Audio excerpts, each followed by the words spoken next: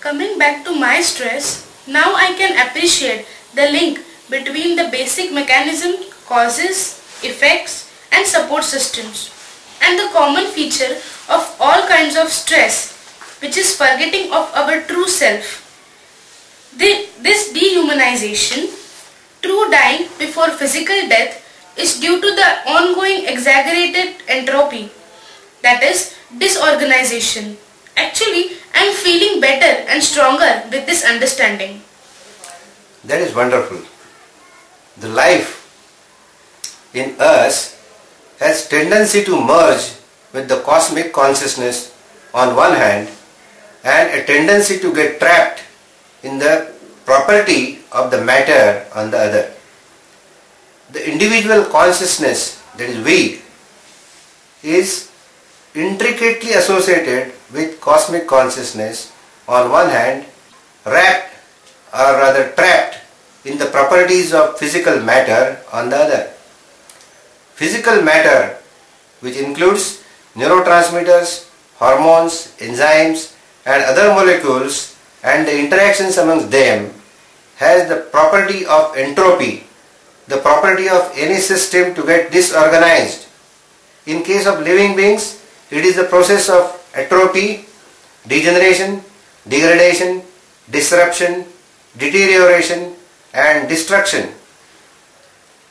Now, we are actually caught between the upward urdhvagami force that tends to unify us with cosmic consciousness, our true self, and the downward, that is adhogami force, that locks us in the influence of matter and drags us in the entropy.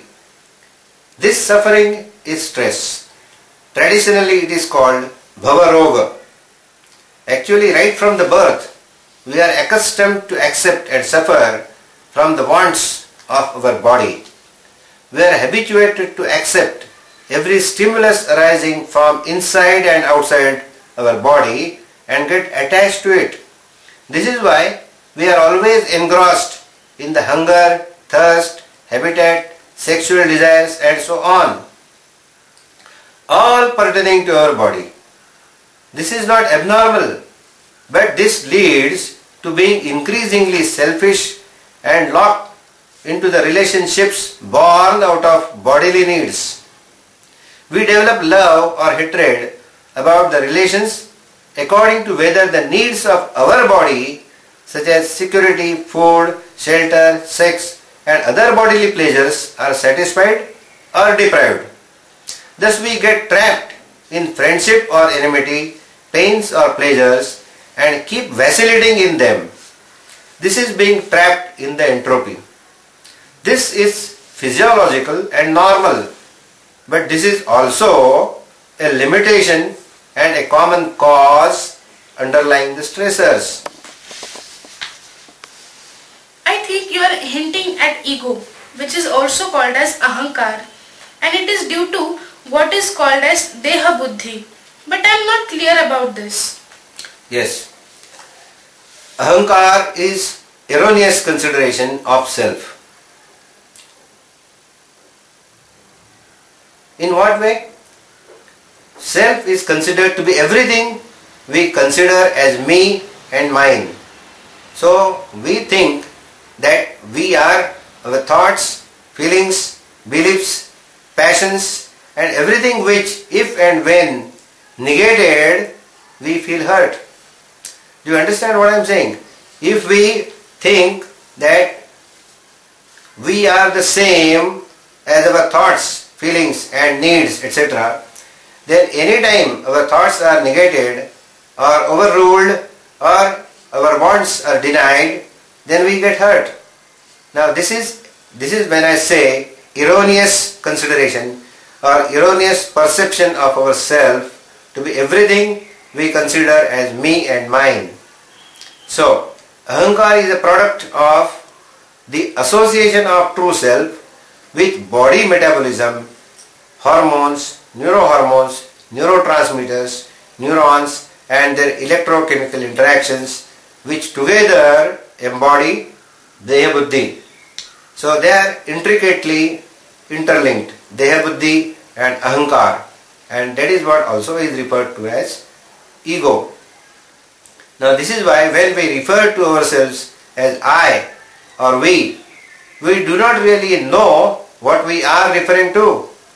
Our I or we actually refers to a combination or mixture of phenomena such as our physical needs, our passions, emotions, concepts, convictions, ideas, perspectives, and so on. This mixture incorporates the pleasant and unpleasant memories of our past experiences and future dreams, which may be emotional, economic, social, cultural, religious, and racial.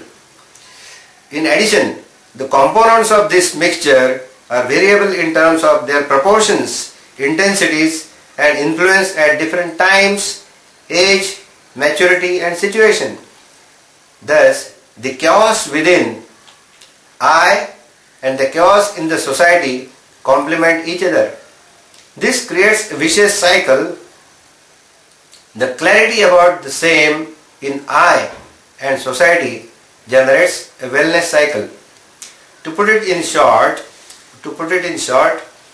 the erroneous perception of I, which is above all our bodily phenomena, is essential if we understand that true I, the true self, then that creates clarity and harmony inside, and this understanding of I in the society creates a harmony in the society, and that in turn the individual harmony and the social harmony complement each other and create a wellness cycle. No wonder I am in stress. Sir, I really did not know about these unseen and imperceptible shackles. Most of us are unable to manage stress inside and outside because our I is torn apart between our passions, emotions, concepts, likes, dislikes, dreams, aspirations, missions, and our priorities. Often we think very nobly but act meanly in personal and social life because we are constrained, restrained, and helpless. Even as psychology textbooks, counselors, spiritual leaders, moralists, social thinkers, and egalitarian leaders preach a variety of norms for total revolution, let us realize that no arbitrary formula, appeal, or commandments can bring about individual and universal blossoming. This is because it is often impossible to rise above the I.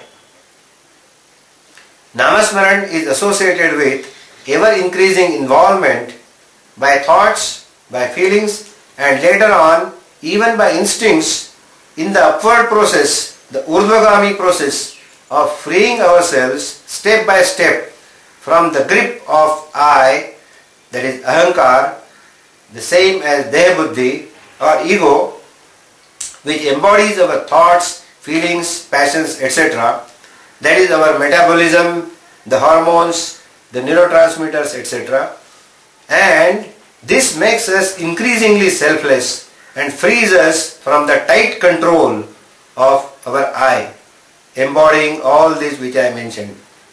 Now you will also appreciate that our I embodies bodily pains, pleasures, wants, interests, infatuations, ambitions, and therefore my I and your I, my I and the social I, they are always at loggerheads. In short, Namasmaran, that is Smaran, or remembrance of Nama, that is remembrance of Guru, in his Nirguna, that is beyond every possible attribute, Nirguna Swarupa, that is essence of his self. So Nirguna Swarupa, Nirguna Swarupa means beyond every attribute. The self of Guru, beyond every attribute, is the same as remembrance of God or true self. Now true self is same as immortal, eternal cosmic consciousness. So Namasmaran is associated with urdhvagami force and slow and steady but definite nullification of the downward force, which is born out of entropy and the I, ahankar or dehabuddhi. Namasmaran thus involves moving towards with increasing acceleration to the true self. It is thus a process of being unprejudiced, objective, accurate and globally benevolent. It is a process of overcoming subjectivity. It is a process of learning to think, feel, desire and work beyond one's petty identity. This is why Namasmaran frees us from our individualistic and petty perspective, sectarian thinking, feelings and even instincts. This is exactly how Namasmaran gives birth to total stress management or blossoming in individual and universe. Sir, this is wonderful. Now I am beginning to understand how Namasmaran is crucial to total stress management, that is, the process of conquering Deha Buddhi. Yes, it is great.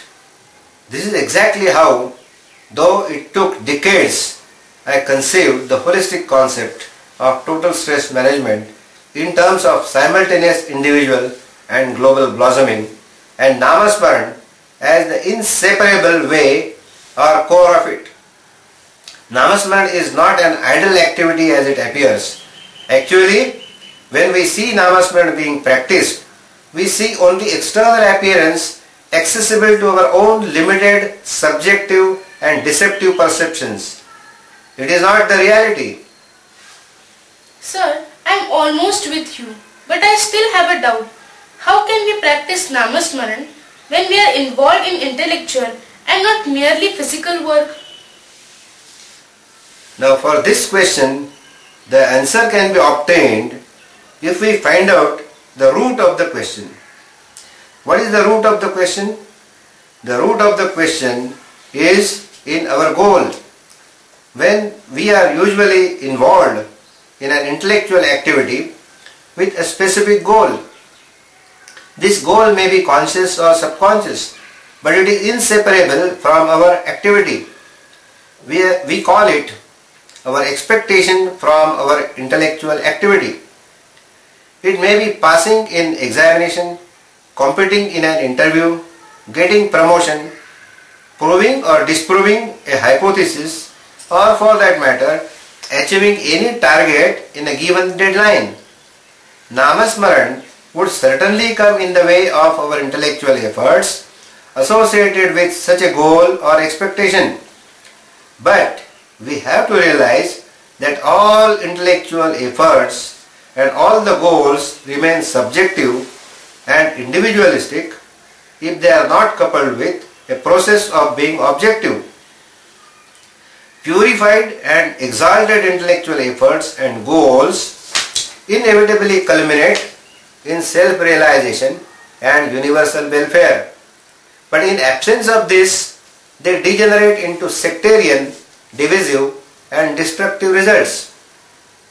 So what I mean is, if we do some intellectual efforts, for a time being it may appear to be giving you some results, and it may appear to result into some gains, some profits, but those profits are limited to individual selfish satisfaction. They are not coupled with universal welfare. So for which the intellectual efforts have to be also exalted, so that they will not only fulfill your immediate gains, immediate expectations, but beyond that they will ensure an individual as well as global blossoming. Namasmaran actually chastises us in the sense that our efforts and our goals become more exalted. In absence of this process of nullifying our subjectivity or individuality and being one with our core, every action proves to be unsatisfactory. So I will repeat again, even if you pass in an examination, it is not the end result, because there are many examinations. So your passing in the examination is only small part of your goal. So we have to keep in mind that these smaller goals should be given smaller importance, and ultimate goal has to be always kept in mind with priority, rather top priority. So therefore, if we just pay attention to the smaller or immediate goals, then in the end we will find that we are not still satisfied. That is what happens with most of us. Now, what is this because? This is because even if we try to nullify our subjectivity arbitrarily, that arbitrariness itself traps us in further subtler subjectivity. So even if we assume, that we are selfless, or we try to teach ourselves to be selfless, it is not possible. Hence, we become further alienated from the objective core of ourselves and the satisfaction. Thus, if we try to catch hold of our core voluntarily, then we usually land up in despondent depression or maniacal behavior. This makes us either listless losers or arrogant achievers. Thus, through our own efforts, we tend to be entangled in melancholy or morbid obsession at our own cost or that of the others. In both cases, we remain far away from our true self and the fulfillment.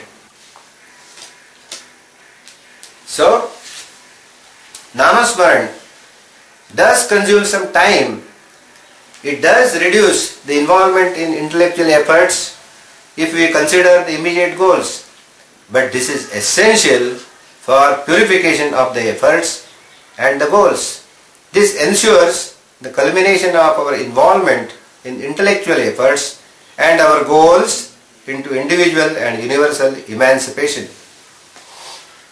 Can we compare this albeit inexactly with the process of consumption of food, which has to be for optimal benefits digested, absorbed and assimilated, even if that consumes additional time? Yes. Namasmaran began with a practice of 5 minutes per day. Even if it is without any understanding, gradually reduces the time of our intellectual, emotional and instinctual involvement in subjective pettiness and superficiality, and transforms our individualistic and fragmented or sectarian perspective, thinking, feelings and instincts into holistic or objective perspective. Objective thinking, objective feelings and objective instincts. This makes the beginning of our ascent towards our true self. This marks the beginning of our ascent towards our core, to finally become one with it. In the course of time, as we ascend up, we start getting the glimpses of our immortality and begin to realize how our goal and efforts have reached to their appropriate culmination. In fact, we begin to understand everything in universe, including intellectual efforts and goals, where the functions or effects called parinam of their omniscient, omnipotent, omnipresent reality called Mahakaran. So our efforts are also born from our true self. Now this becomes clear as and when we keep on practicing Namasmaran. This is because the entrapment in subjectivity becomes weaker when the involvement in Namasmaran, and hence the process of becoming objective, becomes stronger. Namasmaran empowers us to see, feel and act appropriately. It wakes us up to new awakening. In fact, we begin to be restless without Namasmaran. We begin to feel secure and comfortable in Namasmaran and be a part of universally benevolent spiritual dynamism. At this point, we begin to understand why our Guru preached Namasmaran. with so much intensity. Sir, I am convinced about NAMASMARAN. But do you think your prescription of NAMASMARAN is equally applicable to children? Should they also practice NAMASMARAN? It is better to start it as early in life as possible. As you must have thought, and correctly so, children would get bored initially. But why children? All of us get bored by NAMASMARAN. This is in the initial stages. And this is because we all have a natural tendency to be lethargic and lazy. We enjoy, although temporarily, being inert and feel at ease in entropy, even as it separates us from our true self and creates painful bondage later. NAMASMARAN is a dynamic activity that opposes the entropy, and hence we are not at ease in NAMASMARAN in the beginning. But life, and hence stress also, is like an unavoidable and frequently disturbed river full of whirlpools. NAMASMARAN is the process of re-establishing this river to its calm flow on the one hand, and training, empowering and enabling us to swim on the other. Hence, like swimming, NAMASMARAN has to be started as early as possible in life. In fact, here it is a far bigger challenge. It is a challenge of swimming across the ocean of life, the Bhavasagar. Coming to boredom, to avoid boredom, we can do it together. We can do it together with children, do it with music, do it with dance, and in small but frequent doses. Would this act as a vaccination, a preventive nature? Yes, NAMASMARAN not only acts as a rectifying or curative measure, but it also acts as a preventive measure. Our consciousness is raised by NAMASMARAN. Our mind becomes sharp and alert. We are therefore not taken by surprise, not baffled, not shocked, not shattered, not destabilized, not collapsed by any sudden or protracted stressor that acts at the level of our ahankar, deha buddhi or ego. This is because NAMASMARAN boosts the process of negentropy, the process opposite the entropy. Life, of which we are a part, is like an electric circuit which gets disturbed from time to time. NAMASMARAN is like checking it regularly as well as correcting and systematizing the electrical connections so that the bulbs of our life emanate light according to our potentials. NAMASMARAN is like an antivirus program. It checks as well as removes the virus. NAMASMARAN is the reversal of the forgetfulness and disorientation of our ultimate powerhouse. Our arsenal, our firepower, our know-how, our radar, our captain, our guru, our true self.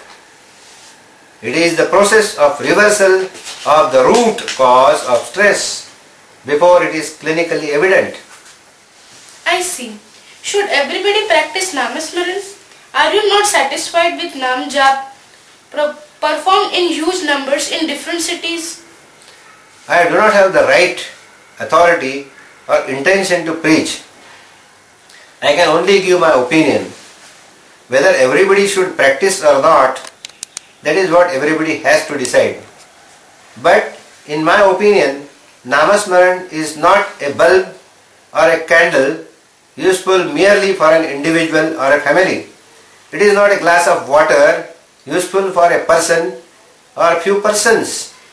It is like a sun, like sun rays and sunlight, or like rain.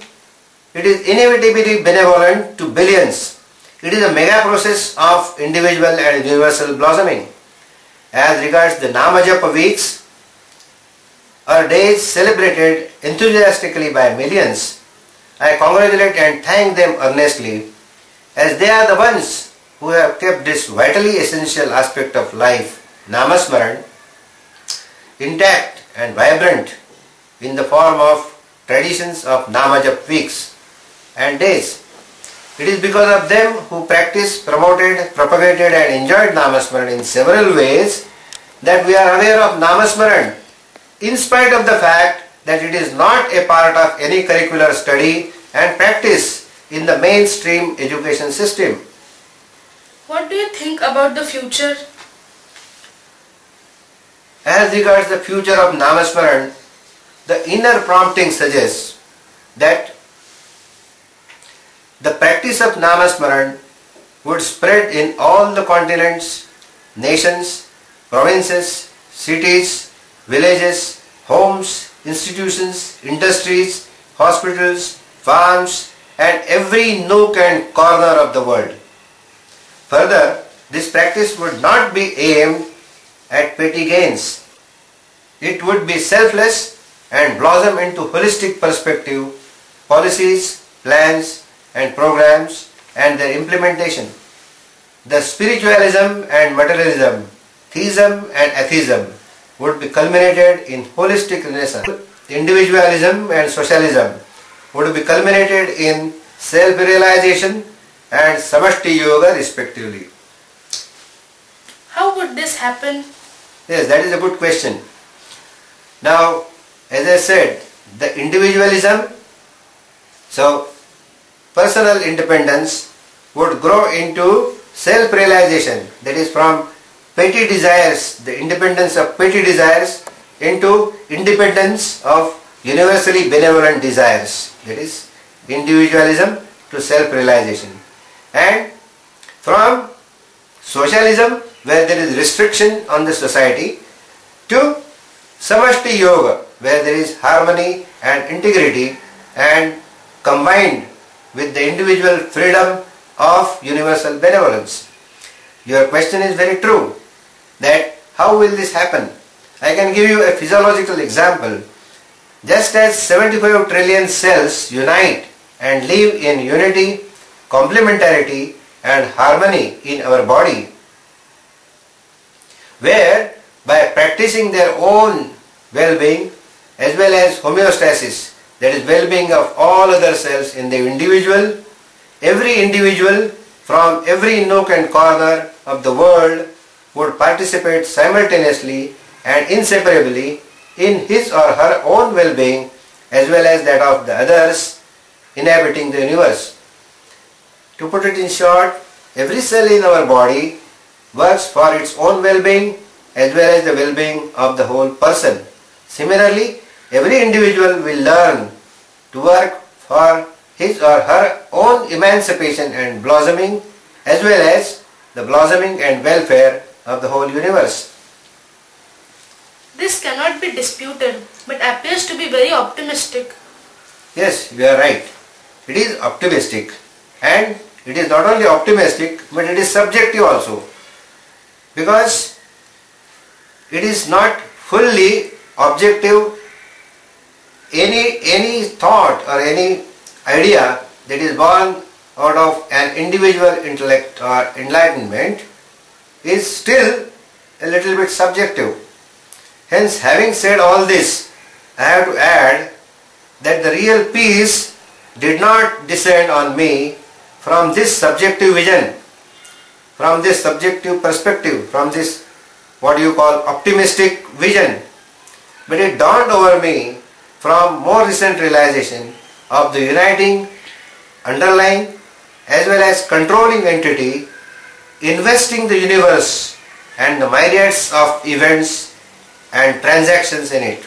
So when I realized that whatever has come out of me in the form of all these ideas is not a cause, it is not going to influence the universe in the sense that it itself is a product, it is the effect of the Mahakaran which I mentioned earlier.